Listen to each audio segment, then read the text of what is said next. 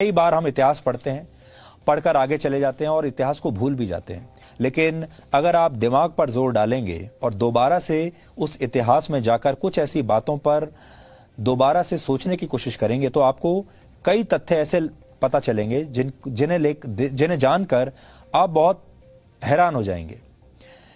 उन्हीं में से एक ये है कि क्या आप जानते हैं कि कांग्रेस पार्टी की स्थापना किसने की थी?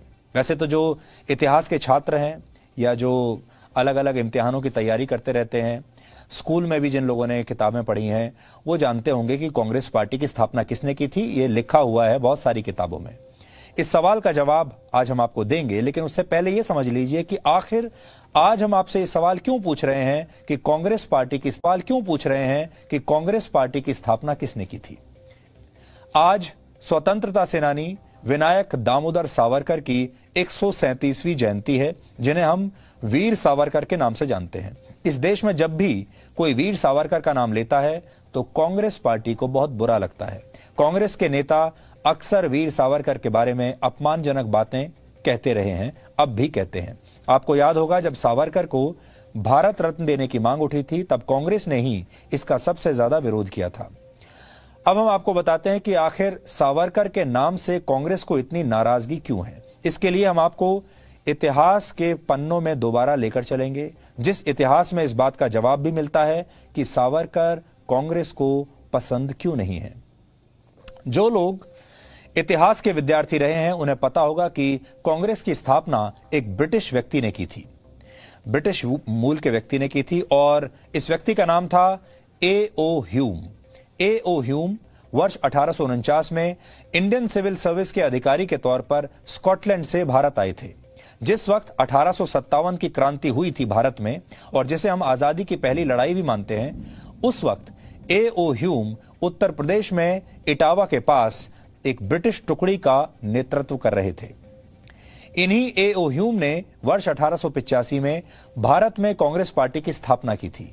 1885 में A.O. ह्यूम ने, एक ब्रिटिशर ने, कांग्रेस पार्टी की स्थापना की थी। इसका पहला सम्मेलन तत्कालीन बॉम्बे प्रांत में हुआ था, और वो भी तत्कालीन वाइस रॉय की अनुमति से हुआ था, जो उस वक्त ब्रिटिश भारत का सबसे बड़ा पद होता था।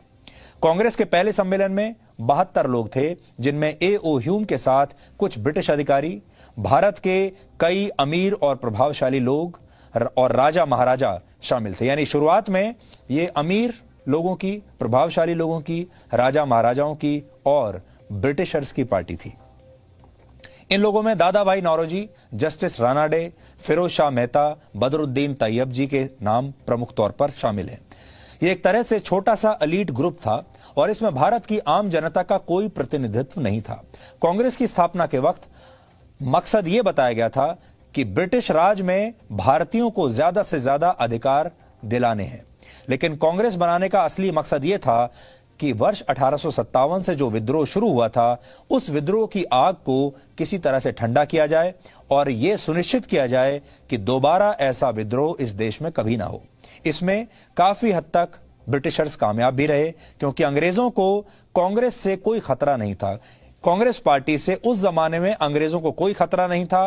अंग्रेजों को खतरा था क्रांतिकारियों से, और उसी खतरे से बचने के लिए अंग्रेजों ने इस कांग्रेस पार्टी का गठन कर दिया।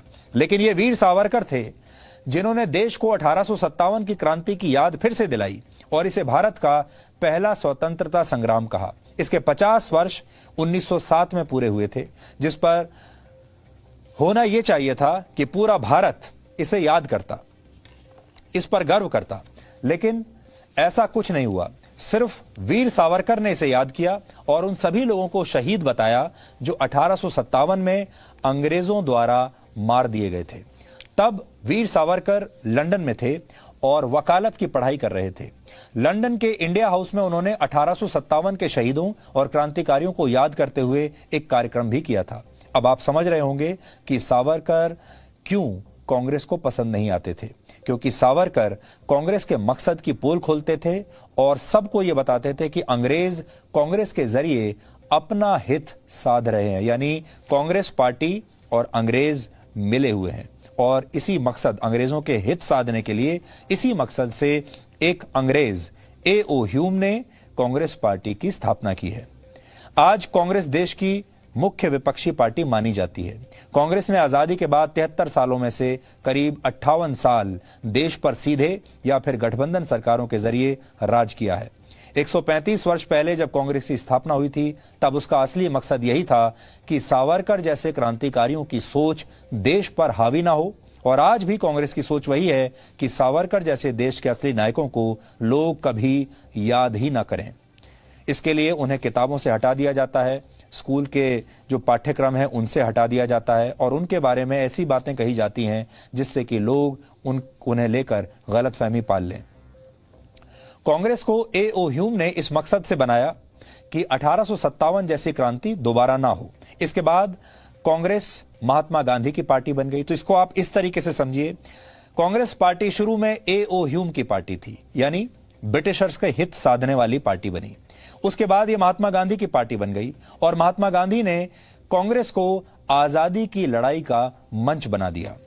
लेकिन आजादी के बाद कांग्रेस पार्टी जवाहरलाल नेहरू की पार्टी बन गई और उसके बाद ये सत्ता से जुड़ी हुई एक पार्टी बन गई।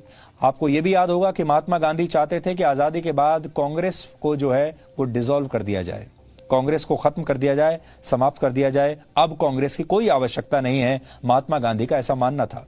महात्मा गांधी कहते थे कि कांग्रेस का जो मकसद है वो देश को आजादी दिलाना है। एक बार आजादी मिल गई, अब इसकी कोई आवश्यकता नहीं है।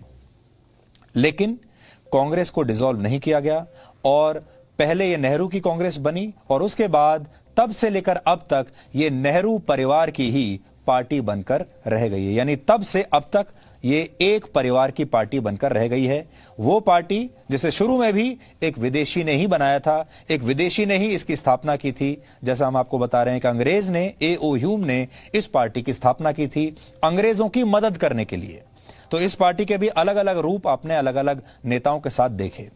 कांग्रेस की स्थापना का क्या मकसद था, इसे विस्तार से समझने के लिए आज हमने एक किताब की मदद ली है और ये जो पुस्तक है ये मशहूर लेखक और इतिहासकार विक्रम संपत ने लिखी है। विक्रम संपत ने इसके में सावरकर के बारे में काफी अच्छी जानकारी दी है और उन्होंने, विक्रम संपत ने सावरकर के जीवन पर गहन रिसर्च किया है। मैं एक दो लाइन आपको यहां से पढ़कर सुनाना चाहता हूं जिसमें उन्होंने खुद लिखा है कि कांग्रेस पार्टी क्यों बनी थी। अब विक्रम संपत उसमें कह रहे हैं कि कांग्रेस पार्टी का जो गठन हुआ था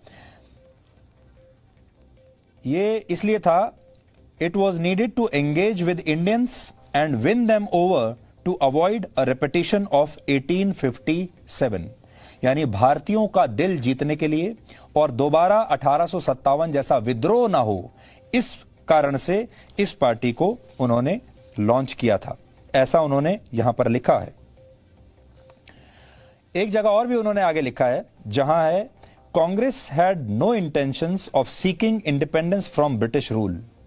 आप फिर से सुन लीजिए, Congress had no intentions of seeking independence from British rule and instead pledged अनस्वेरिंग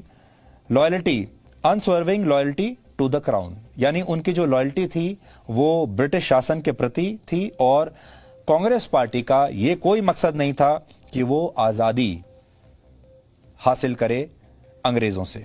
ऐसा लिखते हैं विक्रम संपत अपनी इस किताब में। No signal, no worry. Presenting Z News app with live TV, latest updates and expert opinion. Available on Google Play and App Store. Download it now.